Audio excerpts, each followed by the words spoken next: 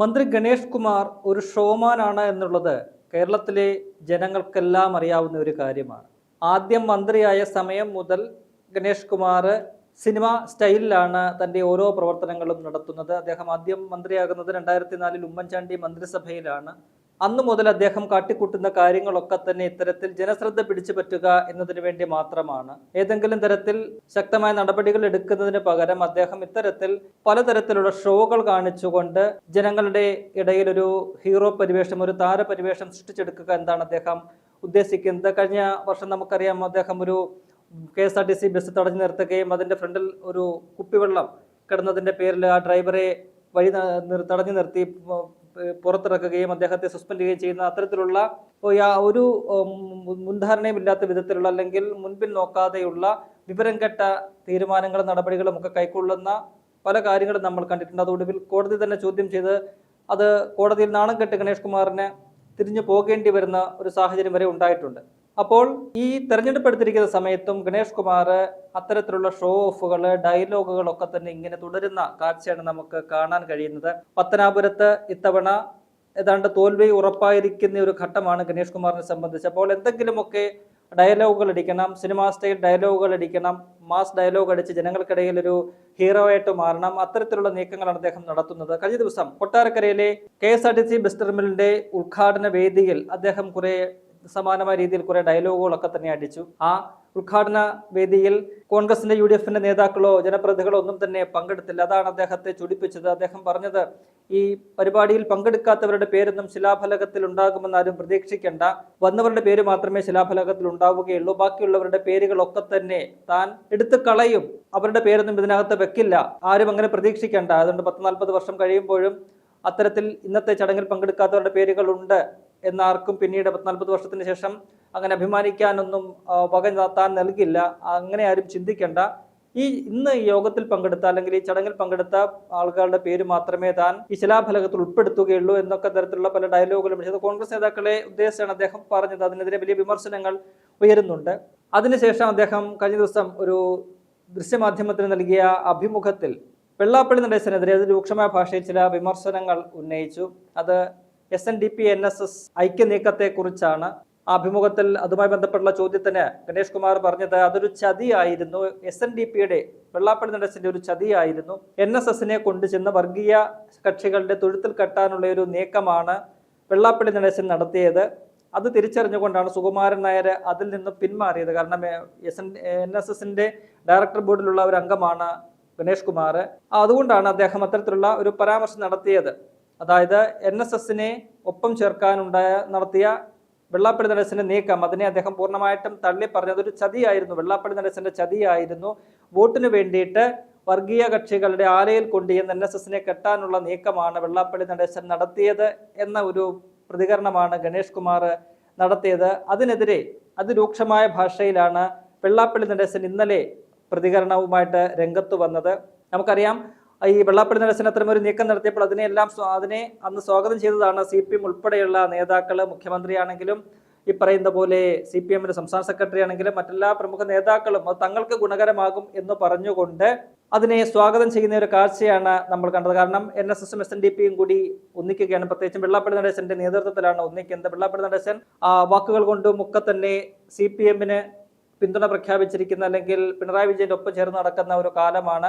CPMന് വേണ്ടിയിട്ട് വേണ്ടതും വേണ്ടാത്തതുമായിട്ടുള്ള വർഗീയതയും എല്ലാം പറയുന്ന ഒരു നേതാവാണ് വെള്ളാപ്പള്ളി. അപ്പോൾ CPM സ്വാഭാവികമായിട്ടും ഉള്ളാലെ ഒന്ന് സന്തോഷിച്ചതാണ്. കാരണം NSS കൂടി SNDPയോടൊപ്പം ചേരുമ്പോൾ ആ വോട്ടുകളെല്ലാം തന്നെ, നായർ ഈഴവ വോട്ടുകളെല്ലാം തങ്ങൾക്ക് അനുകൂലമായിട്ട് വരും എന്നൊക്കെയുള്ള പ്രതീക്ഷയിൽ അവരന്ന് അതിനെ പിന്തുണച്ചവരാണ്. ഇപ്പോൾ LDFിലെ തന്നെ ഒരു ഘടകകക്ഷിയായ കേരള കോൺഗ്രസ് Bയുടെ നേതാവും മന്ത്രിയുമായിട്ടുള്ള, പിണറായി വിജയന്റെ മന്ത്രിസഭയിലെ ഒരു മന്ത്രിയുമായിട്ടുള്ള ഗണേഷ് കുമാർ തന്നെ അത് ചതിയായിരുന്നു, വെള്ളാപ്പള്ളി നടേശന്റെ ചതിയായിരുന്നു എന്ന് തുറന്നു പറയുകയാണ്. അപ്പോൾ ആ ഒരു അഭിപ്രായം CPMന്റെ നേതാക്കൾക്കുണ്ടോ എന്നത് അവർ വ്യക്തമാകണം. കാരണം അവരുടെ മുന്നണിയിലെ ഒരു പ്രമുഖ കക്ഷിയുടെ നേതാവ്, മന്ത്രിസഭയിലെ ഒരു അംഗമാണ് പറയുന്നത് NSS SNDP ഐക്യത്തിനു വേണ്ടിയുള്ള വെള്ളാപ്പള്ളിയുടെ ശ്രമം ഒരു ചതിയായിരുന്നു എന്നത്.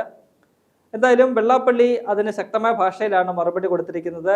രാഷ്ട്രീയത്തിലെ ചതിയൻ ചന്തുവാണ് KB ഗണേഷ് കുമാർ എന്നാണ് വെള്ളാപ്പള്ളിയുടെ പ്രതികരണം. അദ്ദേഹം ചതിക്കാത്തതായിട്ട് ഈ ലോകത്ത്, കേരളത്തിൽ ആരുണ്ട് എന്നാണ് വെള്ളാപ്പള്ളി ചോദിക്കുന്നത്. സ്വന്തം പിതാവിനെ ചതിച്ചു, സഹോദരിമാരെ ചതിച്ചു, സ്വന്തം ഭാര്യയെ ചതിച്ചു, ഒപ്പം തന്നെ രാഷ്ട്രീയത്തിൽ ഗണേഷ് കുമാറിനെ ചേർത്ത് പിടിച്ച എല്ലാ കാലത്തും ഒരു മകനെ പോലെ സ്നേഹിച്ചിരുന്ന മുൻ മുഖ്യമന്ത്രി ഉമ്മൻചാണ്ടിയെയും അദ്ദേഹം ചതിച്ചു. ചതിയിലൂടെയാണ് ഗണേഷ് കുമാർ എല്ലാം നേടിയത്. ഇതിന് മന്ത്രിസ്ഥാനത്തേക്ക് വന്നതുപോലും ഈ ചതിയിലൂടെയാണ് എന്നാണ് വെള്ളാപ്പള്ളി നടേശൻ ചൂണ്ടിക്കാട്ടുന്നത്. അദ്ദേഹം ചോദിക്കുന്നത് ഇങ്ങനെയാണ്: സ്വന്തം തന്തയെ ചതിച്ചവനല്ലേ ഗണേഷ് കുമാർ എന്നാണ് വെള്ളാപ്പള്ളി നടേശൻ ചോദിക്കുന്നത്. ഒപ്പം തന്നെ ഭാര്യയുടെ കയ്യിൽ നിന്നും അടി വാങ്ങിയത് നമ്മളൊക്കെ തന്നെ ഈ പറയുന്ന ദൃശ്യമാധ്യമങ്ങളുടെ കണ്ടില്ലേ? ഭാര്യയുടെ കയ്യിൽ നിന്നും അടി വാങ്ങി മുഖം ഉൾപ്പെടെ മുറിഞ്ഞു കീറി കരഞ്ഞുകൊണ്ടിരിക്കുന്ന ഗണേഷ് കുമാറിന്റെ ദൃശ്യങ്ങൾ നമ്മൾ കണ്ടതല്ലേ? അയാൾ എന്നെയൊന്നും പഠിപ്പിക്കാൻ വരണ്ട എന്ന രീതിയിലാണ് വെള്ളാപ്പള്ളി നടേശൻ പറയുന്നത്. ഒപ്പം തന്നെ സ്വന്തം പിതാവായിട്ടുള്ള ആർ ബാലകൃഷ്ണ പോലും ഗണേഷ് കുമാറിനെ തള്ളിപ്പറഞ്ഞില്ലേ എന്ന് ചോദ്യം ഉന്നയിക്കുന്നുണ്ട്. മുൻപ് അദ്ദേഹം ആർ ബാലകൃഷ്ണ പിള്ള പറഞ്ഞത് തന്റെ രാഷ്ട്രീയ ജീവിതത്തിൽ പറ്റിയ ഏറ്റവും വലിയ അബദ്ധം ഗണേഷ് കുമാറിനെ രാഷ്ട്രീയത്തിലേക്ക് കൊണ്ടുവന്നതാണ് എന്നാണ് പറയുന്നത്. അദ്ദേഹത്തിന്റെ സ്വന്തം മകനല്ല എന്ന രീതിയിൽ പോലും ആർ ബാലകൃഷ്ണപിള്ള പറയുന്ന ഒരു സാഹചര്യം ഉണ്ടായി. അത്തരത്തിൽ അച്ഛൻ മകൻ ബന്ധം പൂർണ്ണമായിട്ടും തകർന്നു പോയ ഒരു ഉണ്ടായിരുന്നു. ഗണേഷ് കുമാറിനെ മന്ത്രിയാക്കണ്ട എന്ന് പറഞ്ഞുകൊണ്ട് മുൻപ് മുഖ്യമന്ത്രിയായിരുന്ന ഉമ്മൻചാണ്ടിക്ക് കത്ത് കൊടുത്ത പിതാവ് കൂടിയാണ് ആർ ബാലകൃഷ്ണപിള്ള. കൂടാതെ ആ സമയത്താണ് ഈ പറയുന്നത് പോലെ മുൻ ഭാര്യയായിരുന്ന യാമിനി തങ്കച്ചി ഒരു ഗാർഹിക പീഡന കേസ് കൊടുക്കുന്നത്. അന്ന് വേറെയൊരു വ്യക്തി വന്ന് മന്ത്രിയുടെ വസതിയിൽ വെച്ചുകൊണ്ട് ഗണേഷ് കുമാറിനെ ദേഹോപദ്രവം ഏൽപ്പിച്ച് മുഖത്തുൾപ്പെടെ അടിച്ചു. അതിന്റെ ദൃശ്യങ്ങൾ അന്ന് പല പത്രങ്ങളും പ്രസിദ്ധീകരിച്ചതാണ്. അത്തരത്തിലുള്ള പല സംഭവങ്ങളും നടന്നിട്ടുണ്ട്. അപ്പോൾ അത്തരത്തിൽ അങ്ങനെ യാതൊരു തരത്തിലും പൊതുരംഗത്ത് പ്രവർത്തിക്കുന്ന ഒരു വ്യക്തി ചെയ്യാൻ പാടില്ലാത്ത പല കാര്യങ്ങളും ചെയ്ത ഒരു വ്യക്തിയാണ് ഗണേഷ് കുമാർ. ഈ ഡ്രസ്സ് മാറുന്ന പോലെ ആ ഭാര്യയെ മാറുന്ന ഒരു വ്യക്തിയാണ്. അത്തരത്തിലുള്ള പല വിമർശനങ്ങളും വെള്ളാപ്പള്ളി നടേശൻ ഉന്നയിക്കുന്നുണ്ട്. അങ്ങനെ കഴിഞ്ഞ 2 ദിവസമായിട്ട് ഗണേശൻ നടേശൻ പോരാണ് കേരള രാഷ്ട്രീയത്തിൽ നടന്നുകൊണ്ടിരിക്കുന്നത്. ശക്തമായ രീതിയിൽ അധിക്ഷേപിച്ചുകൊണ്ടുള്ള വിമർശനങ്ങൾ നടക്കുകയാണ്. ഒപ്പം തന്നെ ഗണേഷ് കുമാർ കഴിഞ്ഞ ദിവസം കൊട്ടാരക്കരയിൽ നടന്ന യോഗത്തിൽ പറഞ്ഞത് പിള്ളയുടെ മകനെ ആരും രാഷ്ട്രീയം പഠിപ്പിക്കാൻ വരേണ്ടതില്ല എന്നാണ്. ആർ ബാലകൃഷ്ണപിള്ളയുടെ മകനാണ് താൻ, അതുകൊണ്ട് തന്നെ ആരും രാഷ്ട്രീയം പഠിപ്പിക്കാൻ വരേണ്ട, താൻ വേണമെങ്കിൽ രാഷ്ട്രീയം പഠിപ്പിക്കാം എന്നുള്ള ഒരു ധാർഷ്ട്യമൊക്കെയാണ്. അദ്ദേഹം എന്താണ്, ഏത് തരത്തിലാണ് അദ്ദേഹം സംസാരിക്കുന്നതെന്ന് അറിയത്തില്ല. കഴിഞ്ഞ 25 വർഷമായിട്ട് അദ്ദേഹം പത്തനാപുരത്തെ ജനപ്രതിനിധിയാണ്. അതുകൊണ്ടാണോ എന്നറിയില്ല, അതിന്റെ ഒരു ധാർഷ്ട്യം, തുടർച്ചയായിട്ട് ജയിക്കുന്നതിന്റെ ഒരു അഹങ്കാരവും ധാർഷ്ട്യവും ഒക്കെ തന്നെ ഗണേഷിന്റെ വാക്കുകളിലും പ്രവൃത്തികളിലും എല്ലാം ഉണ്ട്. എതിരാളികളെ യാതൊരു ബഹുമാനവും കൊടുക്കാത്ത, LDF-ലേക്ക് എത്തിക്കഴിഞ്ഞപ്പോൾ എല്ലാമായി എന്നുള്ള നിലയിലാണ് ഗണേഷ് കുമാർ പ്രവർത്തിക്കുന്നത്. 2016 വരെ UDF-നൊപ്പം നിന്ന ഒരു വ്യക്തിയാണ്. UDF-നൊപ്പം നിന്ന് എല്ലാം അർഹിച്ചതും അർഹിക്കാത്തതുമായിട്ടുള്ള എല്ലാ പദവികളും സ്ഥാനങ്ങളും എല്ലാം നേടിയെടുത്ത ഒരു വ്യക്തിയാണ് ഗണേഷ് കുമാർ. ആ ഗണേഷ് കുമാറാണ് പറയുന്നത് താൻ രാഷ്ട്രീയമെല്ലാം പഠിച്ചു കഴിഞ്ഞാൽ തന്നെ ആരും രാഷ്ട്രീയം പഠിപ്പിക്കാൻ വരണ്ട എന്നൊക്കെയുള്ള അങ്ങേയറ്റം തികഞ്ഞ അഹങ്കാരത്തോടു കൂടിയിട്ടുള്ള, ധാർഷ്ട്യത്തോടു കൂടിയിട്ടുള്ള സംസാരങ്ങളൊക്കെ തന്നെയാണ് ഗണേഷിന്റെ ഭാഗത്തു നിന്നും ഉണ്ടാകുന്നത്. വരുന്ന നിയമസഭാ തെരഞ്ഞെടുപ്പിൽ അദ്ദേഹത്തിന് പത്തനാപുരം നിയമസഭാ മണ്ഡലത്തിൽ തിരിച്ചടിയാകുമെന്നാണ് രാഷ്ട്രീയ നിരീക്ഷകരൊക്കെ തന്നെ വിലയിരുത്തുന്നത്. എന്തായാലും ഈ ഗണേഷ് കുമാറിന്റെ തനിക്കെതിരായിട്ടുള്ള പ്രസ്താവനയിൽ വെള്ളാപ്പള്ളി നടേശൻ ഉരുളക്കുപ്പേരി പോലെ വയറ് നിറച്ച് മറുപടി കൊടുത്തിട്ടുണ്ട്. അതിന് ഇനി ഗണേഷ് കുമാർ എന്ത് മറുപടി പറയുമെന്നാണ് രാഷ്ട്രീയ കേരളം നോക്കിയിരിക്കുന്നത്. എന്തായാലും പത്തനാപുരത്ത് തന്റെ സ്ഥിതി വളരെ ദയനീയമാണ്, ശോകമാണ് എന്ന് തിരിച്ചറിഞ്ഞുകൊണ്ട് അടുത്ത നിയമസഭാ തെരഞ്ഞെടുപ്പിലും ജയിക്കാനായിട്ടുള്ള എല്ലാ നാറിയ കളികളും ഗണേഷ് കുമാർ കളിക്കുകയാണ്. അതിന്റെ ഭാഗമായിട്ടാണ് മുൻ മുഖ്യമന്ത്രി ഉമ്മൻചാണ്ടിയെ പോലും അധിക്ഷേപിച്ചുകൊണ്ട് അദ്ദേഹം സംസാരിച്ച് രംഗത്തെത്തിയത്. അതിനെതിരെ വലിയൊരു വികാരം ആ മണ്ഡലത്തിൽ തന്നെ നിലനിൽക്കുന്നുണ്ട്. അതുകൊണ്ട് വരുന്ന തെരഞ്ഞെടുപ്പിൽ ഗണേഷ് കുമാർ പത്തനാപുരത്ത് 8 നിലയിൽ പൊട്ടും എന്നുള്ള കാര്യത്തിൽ യാതൊരു സംശയവുമില്ല.